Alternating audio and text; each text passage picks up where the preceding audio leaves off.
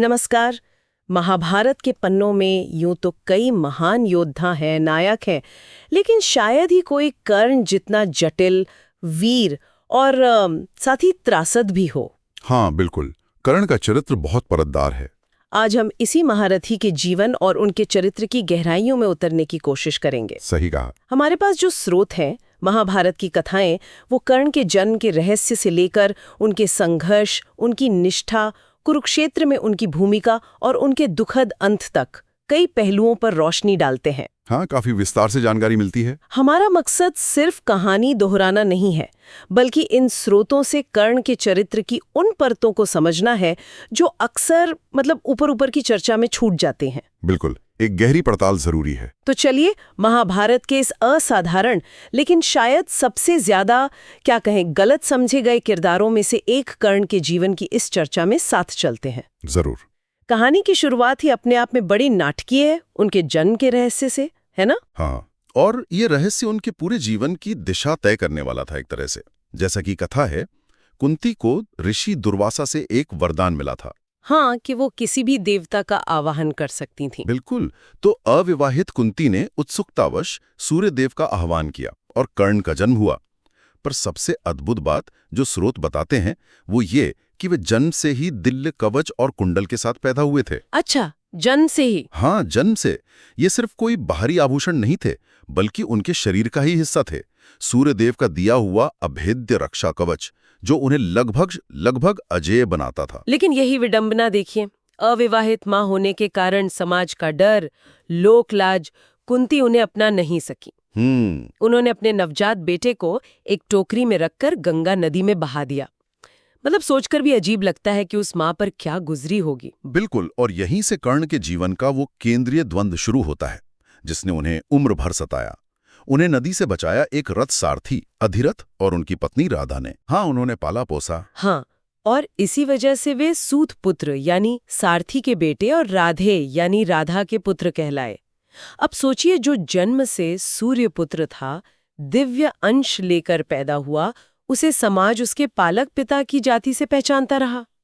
हमारे स्रोत इस बात पर जोर देते हैं कि ये पहचान का संकट महज एक सामाजिक ठप्पा नहीं था। ये उनके आत्मसम्मान पर लगातार चोट करता रहा और उनके कई फैसलों के पीछे एक बड़ी वजह बना। और ये संघर्ष सिर्फ पहचान तक ही नहीं रहा, बल्कि ज्ञान हासिल करने की राह में भी एक बड़ी रुकावट बना। सही। स्रोत बताते हैं कि कर्ण में बचपन से ही अद्भुत योद्धा बनने की इच्छा थी, क्षमता भी थी। वे सर्वश्रेष्ठ धनुर्धर बनना चाहते थे। हाँ, महत्वाकांक्षा बहुत थे। और इसके लिए वो गए गुरु द्रोणाचार्य के पास, जो उस समय के सर्वश्रेष्ठ गुरु माने जाते थे। लेकिन वहां उन्हें कड़वा सच झेलना पड़ा।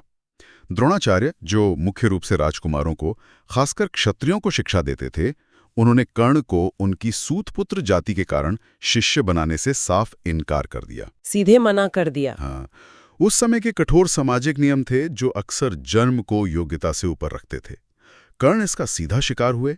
ये सिर्फ एक इनकार नहीं था, ये उस व्यवस्था द्वारा उनकी प्रतिभा का पहला बड़ा तिरस्कार था। पर इस अपमान ने उन्हें रोका नहीं, शायद उनकी इच्छा शक्ति और मजबूत हो गई। हाँ, ये भी हो सकता है। उन्होंने हार नहीं मानी, अगले गुरु की तलाश में निकल पड़े और पहुंचे परशुराम के पास, जो अपनी शस्त्र विद्या के लिए विख्यात थे, लेकिन जिनका प्रण था कि वे केवल ब्राह्मणों को ही शिक्षा देंगे। यही बात थोड़ी और पेचीदा हो जाती है। हाँ, यहीं कर्ण ने एक ऐसा कदम उठाया जो उनके भविष्य के लिए बहुत निर्णायक साबित हुआ। ज्ञान पाने की इतनी तीव्र इच्छा थी कि उन्होंने अपनी असली पहचान छिपाई। अच्छा। हाँ, खुद को ब्राह्मण बताकर परशुराम का शिष्यत्व ग्रहण कर लिया। और वो थे भी बहुत मेधावी छात्र। उन्होंने जल्द ही धनुर्विद्या और कई दिव्यास्त्रों का ज्ञान प्राप्त कर लिया। स्रोत बताते हैं कि परशुराम भी उनकी प्रतिभा और लगन से काफी प्रभावित थे। लेकिन ये राज ज्यादा दिन छुपा नहीं रह सका। एक घटना हुई। हाँ, वही कीड़े वाली घटना। एक दिन जब परशुराम कर्ण की जंघा पर सिर रखकर सो रहे थे, एक कीड़े ने कर्ण की जंघा में काटना शुरू कर दिया, बुरी तरह से। लेकिन गुरु की नींद ना टूटे, इसलिए कर्ण असहनीय पीड़ा सहते हुए भी एकदम स्थिर बैठे रहे। खून बहता रहा। जब बहते हुए खून से परशुराम की आंख खुली तो वे समझ गए कि इतनी सहनशक्ति किसी ब्राह्मण में नहीं हो सकती। और फिर सच सामने आ गया। हाँ, और जब कर्ण की असलियत पता चली, परशुराम बहुत क्रोधित हुए।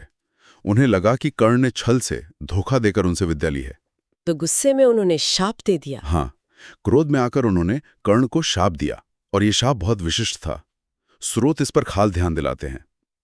तुमने मुझसे जो विद्या छल से सीखी है, जब तुम्हें उसकी सबसे ज्यादा जरूरत होगी, निर्णायक क्षण में, तुम उसे भूल जाओगे। सबसे जरूरी वक्त पर। हाँ, विशेषकर ब्रह्मास्त्र जैसे दिव्यास्त्र का संधान मंत्र ही भूल जाओगे। ये कितना भयानक श्राप था।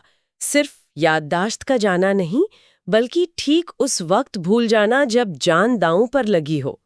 ये उनके भाग्य पर एक और गहरा आघात था। निश्चित रूप से ये शाप महज एक सजा नहीं थी, ये उनके भाग्य के लेख में एक और कांटा बन गया। ये दिखाता है कि कैसे उनके जीवन में एक के बाद एक परिस्थितियां उनके खिलाफ होती गईं, अक्सर उनके अपने काबू से बाहर।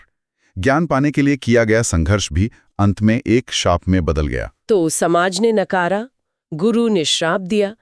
ऐसी स्थिति में कर्ण के जीवन में एक महत्वपूर्ण मोड़ तब आया जब उन्हें दुर्योधन का साथ मिला। हाँ, वो कुरुसभा वाली घटना। हाँ, जहां पांडव और कौरव राजकुमार अपनी शस्त्र विद्या का प्रदर्शन कर रहे थे। अर्जुन का प्रदर्शन जबरदस्त रहा। हाँ, अर्जुन के अद्भुत प्रदर्शन के बाद जब सब उनकी वाहवाही कर रहे थे, तब कर्ण सभा में आए और उन्होंने सीधे अर्जुन को द्वंद्व युद्ध के लिए ललकारा। वो अपनी योग्यता दुनिया को दिखाना चाहते थे। लेकिन वहां भी वही हुआ। कृपाचार्य ने उनकी जाति पूछी। हाँ, और उन्हें प्रतियोगिता के लिए अयोग्य बताकर अपमानित करने की कोशिश की।